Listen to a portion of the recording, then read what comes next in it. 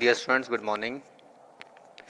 Myself is Danveer Singh, and today I am going to teach you a poem from your English book, First Flight.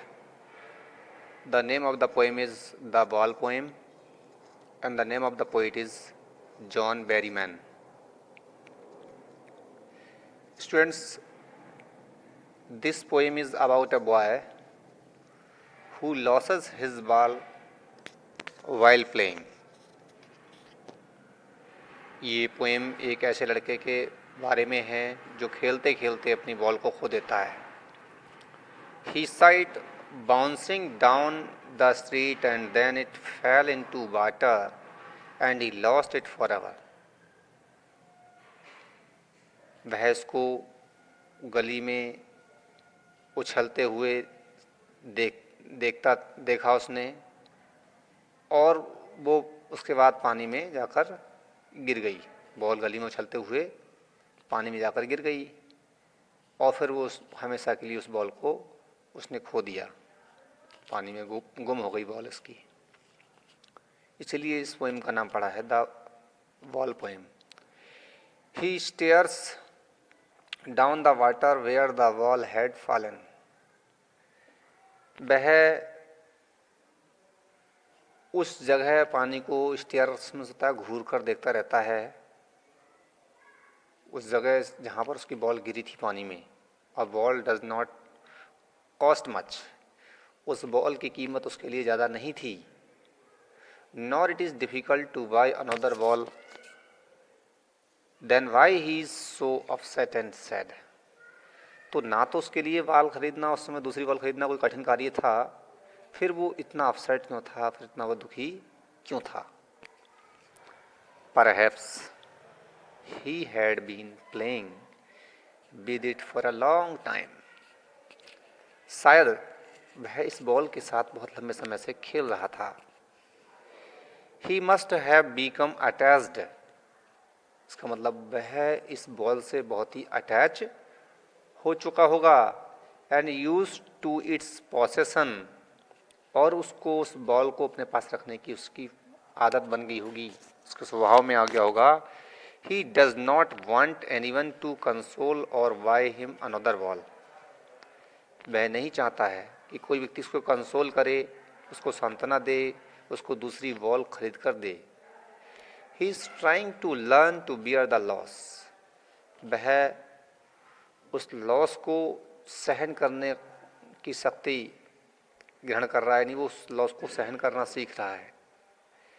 This will help him in his later life. और ये उसकी बाद की ज़िंदगी में help करेगा. मतलब loss को किस प्रकार से सहन करते हैं, जो पर उसका बॉल या छोटी सी बॉल खोई है, आगे बड़ा होकर के उसको और बड़े बड़े लॉस हो सकते हैं, तो किस प्रकार से उस लॉस को सहन करेगा. इसलिए आज उस छोटी सी बॉल को होकर के वो लॉस को झेलने की उसके अंदर क्षमता डेवलप हो रही है.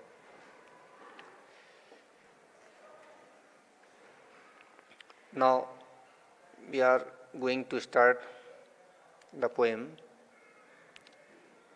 Why is the boy now who has lost his ball?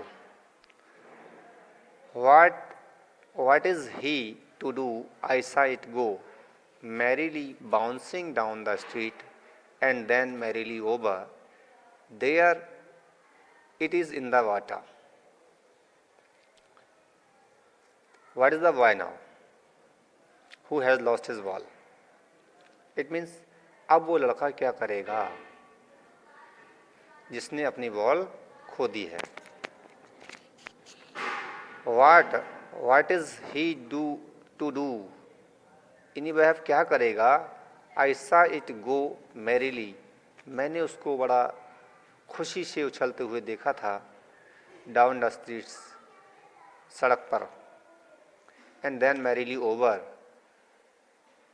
उस there it is in the water. उसके बाद वह उसकी बॉल उछलते हुए उस पानी में चली गई. जो बॉल थी वो उछलते हुए पानी में चली गई. तो अब वो लड़का इसके पास अब बॉल नहीं है, उसने बॉल खो दी है, वो क्या करेगा। ये फर्स्ट स्टैंजा में इस चीज़ को बताया गया। Now we take second stanza. No use to say O there are other walls, an ultimate shaking grief fixes the boy as he stands rigid, trembling, staring down all his young days into the harbor where his ball went.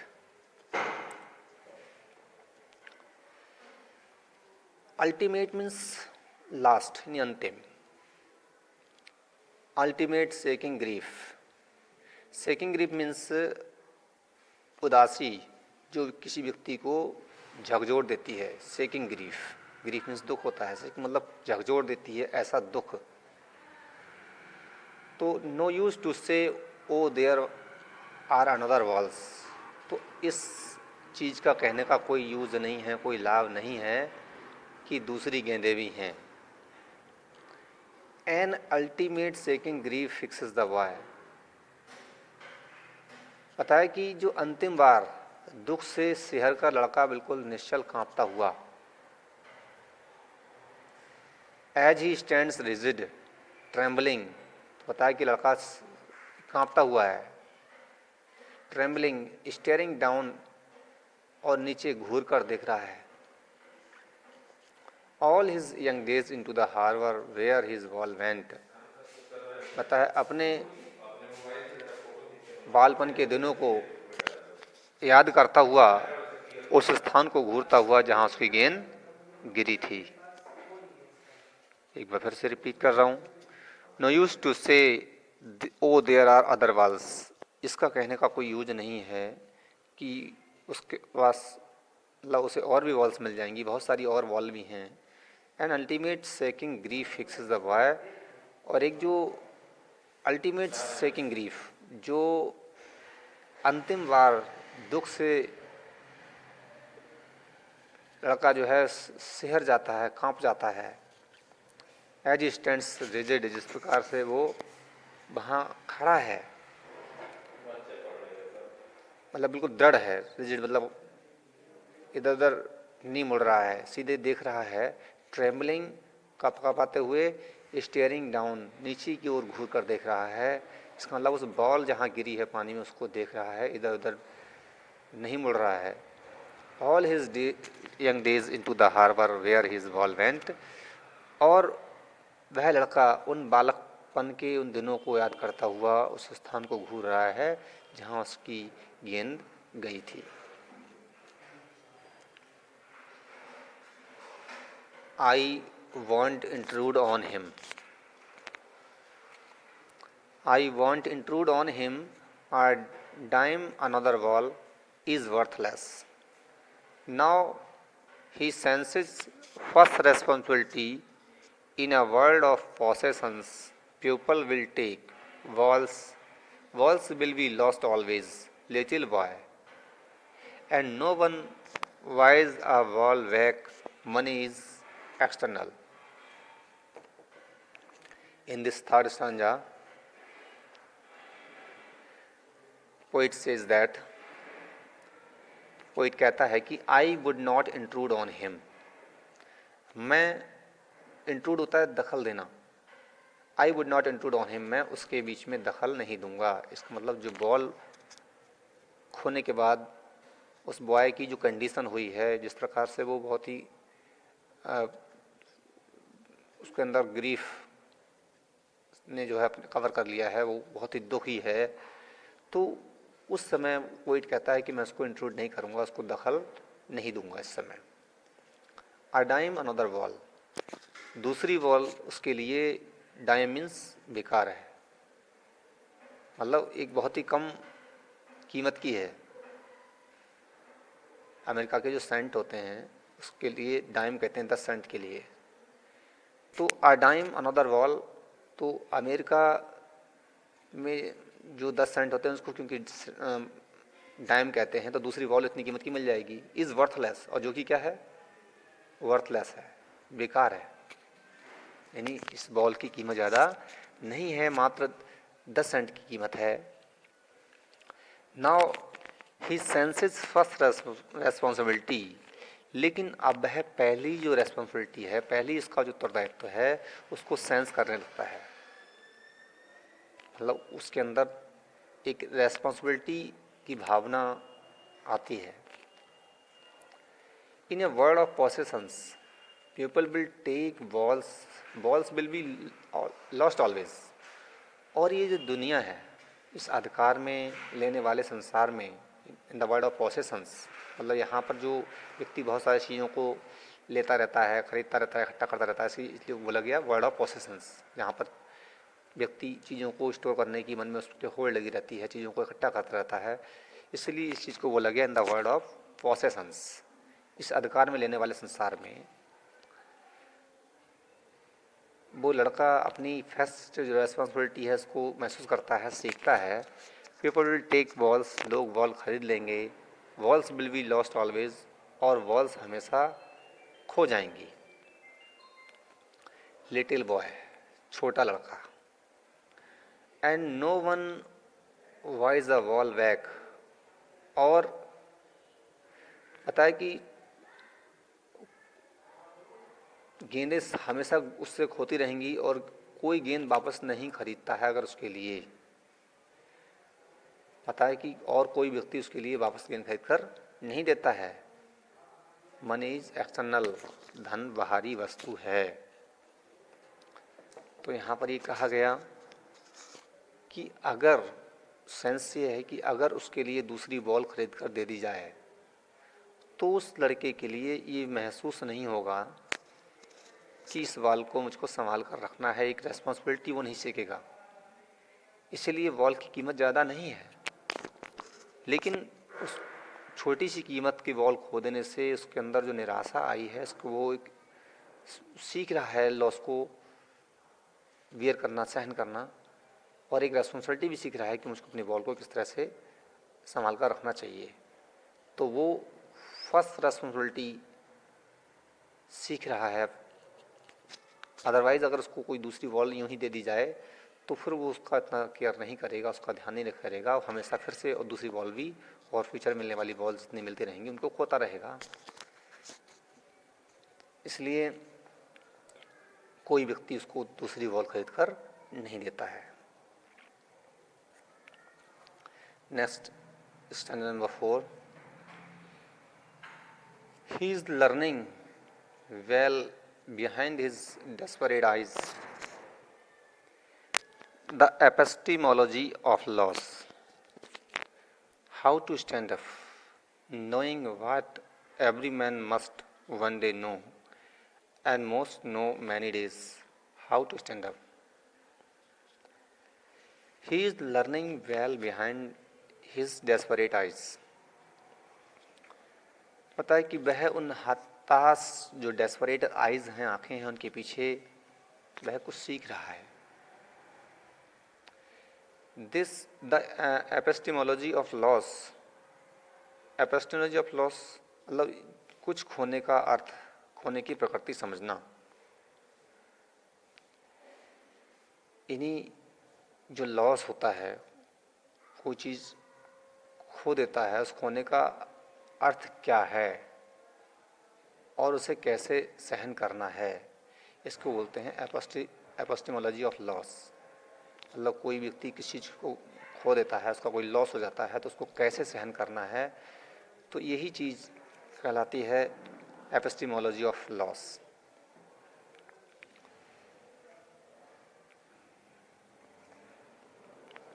How to stand up, उसको कैसे सहन करना है। Stand up means wear करना, सहन करना।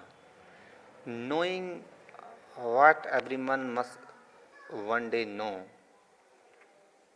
बता ये जानते हुए कि हर इंसान को ये जानना है, हर व्यक्ति को क्या जानना है। And most know many days, और बहुत सारे लोग बहुत दिनों से ये भी जानते हैं हाउ टू स्टैंड अप, कि कुछ खो जाने पर उसको कैसे सहन करना है। इन्हीं जिस दुनिया में बहुत सारे लोग ऐसे भी हैं जो पहले से ही ये जानते हैं कि जो लॉस हुआ है उसको किस प्रकार से सहन करना है, वो सहन कर लेते हैं चीज़ों को।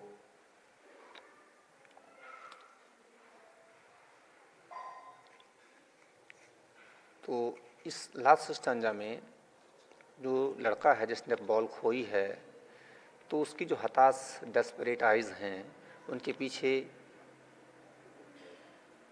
क्या है कि वो कुछ सीख रहा है। उसकी हताशा के पीछे क्या है कि वो लड़का कुछ सीख रहा है। वो क्या सीख रहा है? वो खोने का अर्थ क्या होता है, किस चीज़ को खोने का मतलब क्या होता है, इस चीज़ को सीख रहा है। और वो सीख रहा है कि कैसे किस चीज़ को, उस लॉस को सहन करते हैं। बताया कि जानते हुए हर इंसान को ये जानना है, हर व्यक्ति जानता है कि लॉस को कैसे सहन करना है, फिर भी उसको और ये सीखना है। और बहुत सारे लोग इस दुनिया में ऐसे हैं जो इस लॉस के बारे में पहले से ही ऑलरेडी जानते हैं और कुछ खो जाने पर उसको कैसे सहन करना है उसको अच्छी तरह से पहले से ही उन्हें ज्ञात होता है।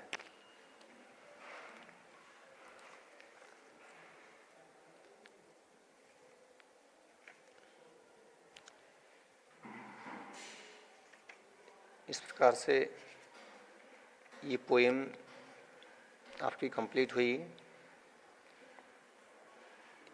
इसमें कुछ क्वेश्चंस हैं, उसको मतलब फर्स्ट समझ लेना है, उसके बाद उसको राइट करना है आपको। Why does the poet say I would not intrude on him? Why does not he offer him money to buy another wall? कवि क्यों कहता है कि मैं उसमें कोई हस्तक्षेप नहीं करूँगा, इंट्रूड नहीं करूँगा? Why does not he offer him money to buy another wall? और वह उसको दूसरी वॉल खरीद लेने के लिए पैसे क्यों नहीं देता है? नहीं, बहुत ही कम कीमत की बॉल थी, 10 सेंट की बॉल थी, तो पोइट दूसरी बॉल परचेस करने के लिए उसको मनी ऑफर क्यों नहीं करता है? पोइट कहता है कि मैं उसके साथ इंट्रूड नहीं करूँगा। जिस प्रकार से लड़का दुखी है और उसको देख रहा है, उस स्थान को देख रहा है घूर करके जहाँ बॉल गिरी है, बहुत ज़्यादा हताश है उस बॉल को लेकर के, तो पोइट कहता है नहीं, मैं उसको दूसरी बॉल खरीद कर नहीं दूंगा। ऐसा क्यों कहता है? इसका सेंस है, when a person is trying to come over his grief on his own, he is busy making himself understand certain things. जब एक व्यक्ति कोशिश कर रहा है अपने दुख पर कंट्रोल करने की, मतलब दुख को काबू करने की, अपने तरीके से ही अपने दुख को कंट्रोल करने की कोशिश कर रहा है, दुख को सहन करने की कोशिश कर रहा है, he is busy making himself understand certain things, तो इसका मतलब वह कुछ निश्चित चीज़ों को सीखने में बिजी है, कुछ सीख रहा है। इफ़ देन समवन इंट्रूड और डिस्टर्ब्स, और यदि उस समय पर अगर कोई व्यक्ति उसको इंट्रूड करता है, उसके साथ दखल करता है, दखलंदाजी करता है, डिस्टर्ब करता है, his trend of thought is broken, तो उसका जो ट्रेंड चल रहा है उसके थॉट्स का, उसके मन में, वो टूट जाएगा। इसका मतलब जिस चीज़ को वो सीख रहा है, सीखने की कोशिश कर रहा है, वो कहीं बीच में ही चैन टूट जाएगी। इट मेक्स हिम इरिटेटेड, हो सकता है कि वो इससे चिढ़ जाए, इरिटेट हो जाए। More over self consolation, realisation और understanding is more effective and lasting than when it is done by an external agency और अ पर्सन। बहुत ही इंपॉर्टेंट बात यहाँ पर पोइट ने कही थी। It makes him irritated, more over self consolation,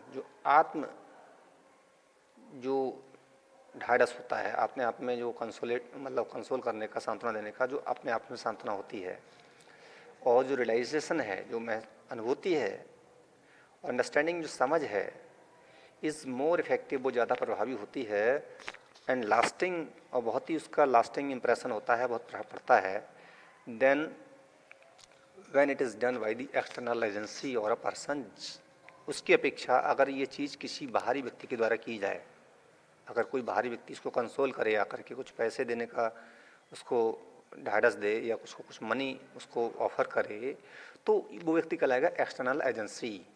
तो उस एक्सटर्नल एजेंसी, उस एक्सटर्नल पर्सन, बाहरी व्यक्ति की अपेक्षा वो self consolation, self realisation, understanding उसके लिए ज़्यादा इफेक्टिव होगी, ज़्यादा लास्टिंग होगी। The poet knows it so he does not intrude on him. और पोइट इस चीज़ को जानता है, so he does not intrude on him, इसलिए उस लड़के के साथ में वो इंट्रूड मतलब दखलंदाजी नहीं करता है। वह उसके साथ जैसी भी स्थिति है उसको उसे हाल पर छोड़ देता है। His offer of money to buy another ball is useless, for the boy wants the same ball he is attached to and have been playing for a long time. No other ball will be able to take its place. His offer of money to buy another ball is useless. उसका जो offer है पैसे देने का उस लड़के के लिए कि दूसरी बॉल खरीद लेना, वो यूजलेस है। ये ऑफ़र यूजलेस है उस लड़के के लिए, क्योंकि the boy wants the same ball he is attached to, क्योंकि लड़का तो वही बॉल चाहता है ना जिससे उसको बहुत लगाव था, जिसके साथ वो बहुत लंबे समय से खेला था। And have been playing for a long time, बहुत लंबे समय के साथ वो खेल रहा था। No other ball will be able to take its place, तो कोई और बॉल उसका स्थान ले लाने में सक्षम समर्थ नहीं हो पाएगी, मतलब कोई और बॉल उसका स्थान नहीं ले पाएगी। इसका मतलब लड़का को दूसरी बॉल दे देने पर भी वह लड़का उस बॉल से इतना अटैच्ड नहीं हो पाएगा, इतना लगाव उसको नहीं हो पाएगा।